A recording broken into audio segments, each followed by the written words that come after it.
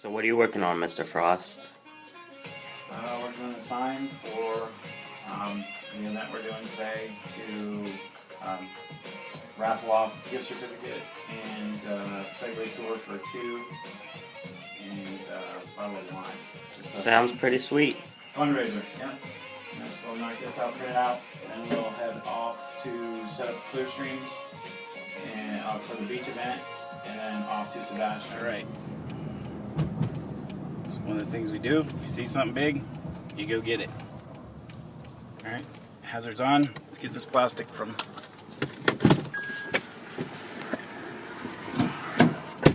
See there, it's on the grate. Plastics in the Indian River Lagoon are a huge problem for sea life, turtles, all sorts of things. Got it? Yep. Are you going?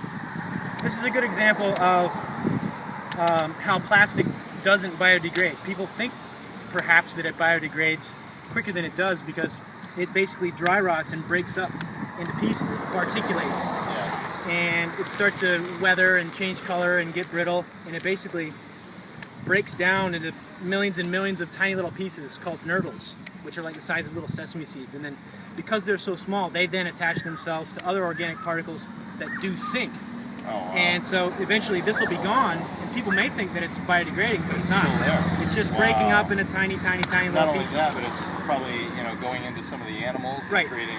Because the organic material that it ends up sticking to is what the animals are looking for to consume. So then it ends up in animals.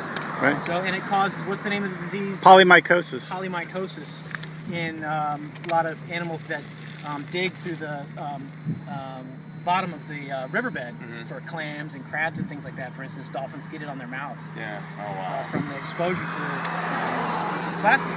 People just don't realize the damage they do when they leave stuff behind. They can think, like you said, they think it's going to biodegrade, but it never goes away. It doesn't. There are plastics that do fully biodegrade, but they're like a minute fraction of the total plastics that are being used.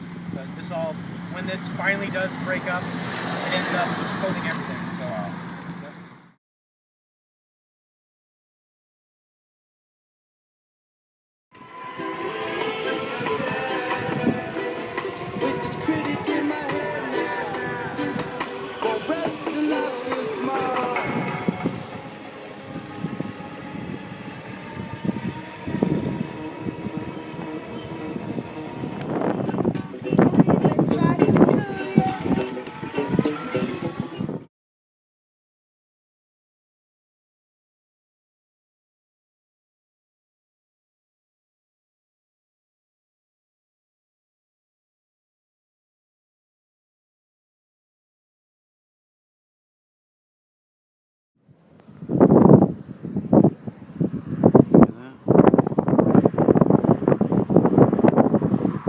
Dangerous interview while Mr. Frost drives, take 1. No danger. No danger.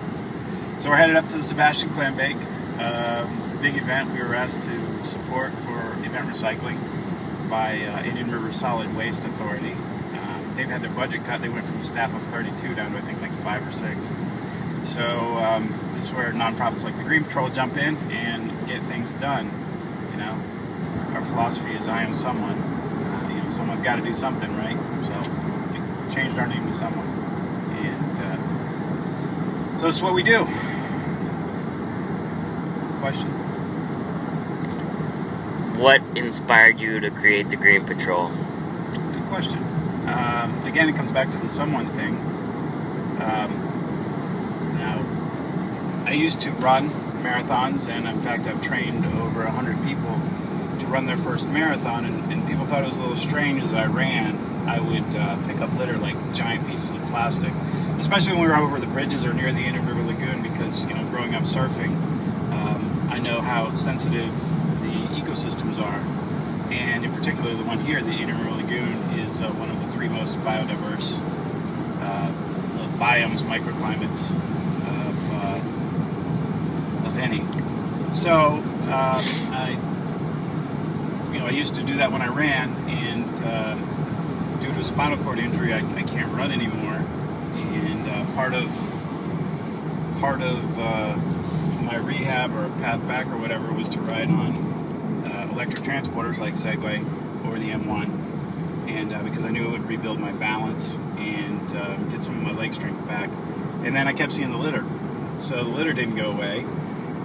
In fact, maybe it's goofy, but you know, I kind of thought there was more of it because I wasn't on picking up. But that could just be, you know, personal bias. So I developed an attachment, and I realized that with the EHTs, it could be a force multiplier, and we could pick up a lot more in less time. So I was lucky enough to have, you know, my family and friends buy into the idea, and you know, that's one of the things that's great about using the EHTs is that it's pretty easy to get people to come out and volunteer. You know, you tell kids, hey, let's go pick up litter, they look at you sideways. You know, I know I would have. And but you tell them, hey, let's I'll train you on this thing, and we'll go glide around and, you know, cover 5-10 miles of sidewalk, clean up our environment, you know, and that no turns to a yes. So the Green Patrol comes from, you know, the philosophy of you got to make it fun and make it easy, and the Green Patrol definitely does both. So so that's it as far as what inspired me. So, What's the situation that we're facing here? Well, we've spent the last 2 days collecting recycling. We can get a shot of that. And if you look at this dumpster here, co-mingled only. We were supposed to have this dumpster just for recycling, but the city guys, get up there, have filled it with garbage. So now what we've got to do is we've got to find a way to get it out of here. We're going to jump through some hoops, get a trailer, and take it out of here ourselves. So that it gets recycled. Right, because last year my understanding is it didn't get recycled for this very same reason. So what we need to do is make it easier for people to not throw garbage into our recycling dumpster. So we need to come up with some sort of banner or badging or something more than this bumper sticker sized sticker, and make sure that there were consequences. Because one 200-foot high mountain of trash in any river county is one too many. And it's certainly enough. It's definitely enough. So we're going to get it done Green Patrol style. Yeah.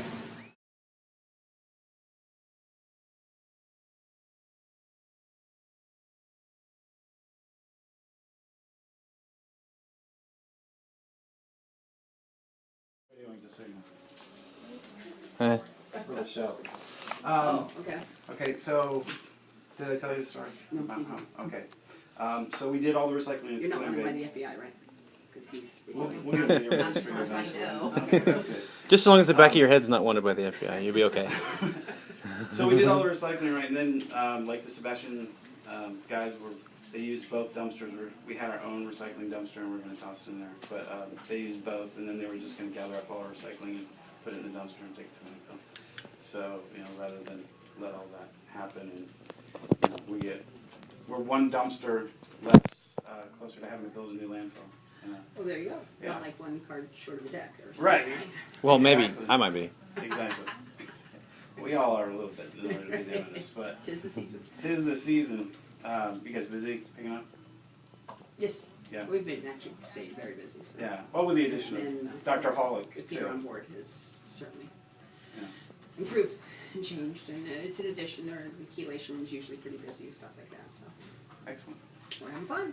Excellent. Keeping people young, Absolutely. feeling spry. Yes. Cool. That's us. Years to your life and life to your years, all that good stuff, right? Trying to keep all your marbles bouncing around. Lead the pencil, all the whole nine. Right, all the important things in life. So. That's right. All right, well, thanks for the recyclables from the Hibiscus Festival are all on the trailer, and this is from the Oceanside Business Association concert. It's on the ground here. Let you know how many pounds it is, and but a pretty good lot to keep out of the landfill, eh?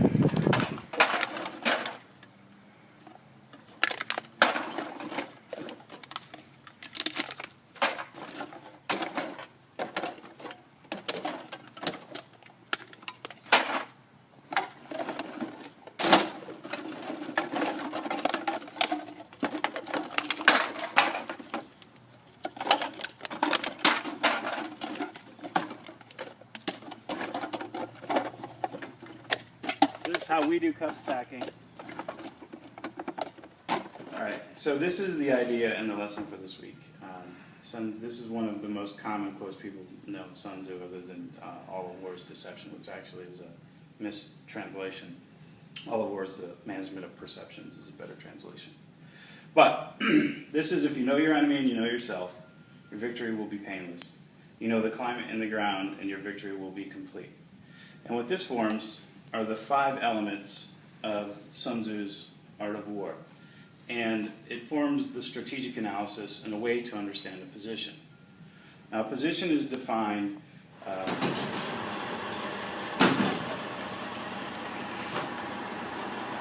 So what are you doing? I'm separating trash and recycling. Well, yeah. What's the strangest thing you found today? This, it's a piece to a car tire. Yeah. Yeah, it's pretty strange. Yeah. Anything else surprising?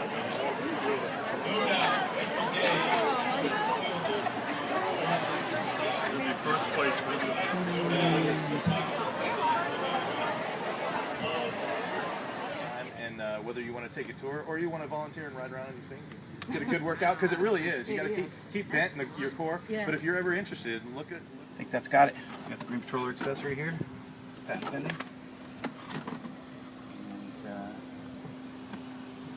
And gonna keep it clean, green, and pristine. When the plastic breaks down, you mentioned then the animals eat that stuff. Yeah. Then the reverse process that builds up in the animals is called bio-accumulation. So the little tiny little, from plankton to little tiny little fish, small crab, they consume the plastic, and then it just builds back up. And then by the time you get to like a 30-pound grouper, it could have it completely built up. Yeah. Bio-accumulation works. If you see them, let people know about them and let them thank them. You know. Yeah. Because I think it's kind of cool. Thank you. I walk down here all the time. Yeah, it's awesome. Okay. I didn't realize that there were people. I mean, somebody needs to pick up the trash. Yeah. These guys. No. But we are someone. It's been these guys. So. You guys. Yeah. Thanks.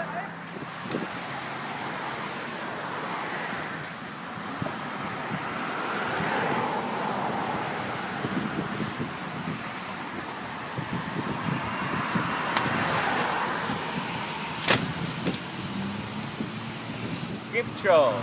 I am someone.